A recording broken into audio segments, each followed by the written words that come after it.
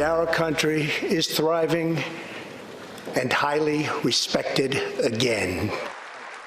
President Donald Trump addresses the country using his third State of the Union to talk about what he's calling the Great American Comeback, as well as his own economic policies and his accomplishments while in office. But at the end of his speech, it was House Speaker Nancy Pelosi sending her own message to the president by tearing up a copy of the speech.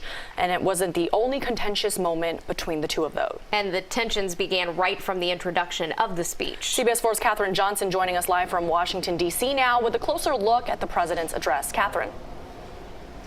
Good morning, Carly and Francis. No mention of impeachment last night, even with that big vote coming up later this afternoon. In fact, the State of the Union at times felt more like one of the president's famous rallies, with Republicans chanting 4 more years. But that doesn't mean Democrats weren't working hard to make sure their voices were being heard as well. The partisan divide in Washington was on full display during President Trump's State of the Union address last night. If we hadn't reversed the failed economic policies of the previous administration, the world would not now be witnessing this great economic success.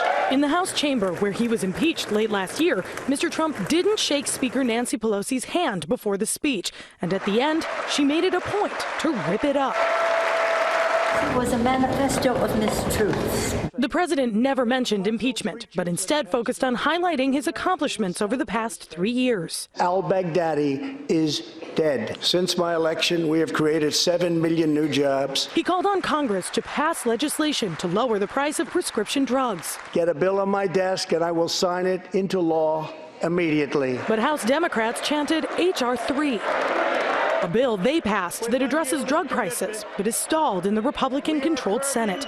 Democrats say the president isn't interested in solving problems. Bullying people on Twitter doesn't fix bridges. It burns them. President Trump also acknowledged a number of guests in attendance, including Charles McGee, one of the last surviving Tuskegee Airmen. Our nation salutes you. Thank you, sir. And gave the Presidential Medal of Freedom to conservative radio host Rush Limbaugh. Over in the Senate, Republicans are expected to vote to acquit Mr. Trump in the impeachment trial later today.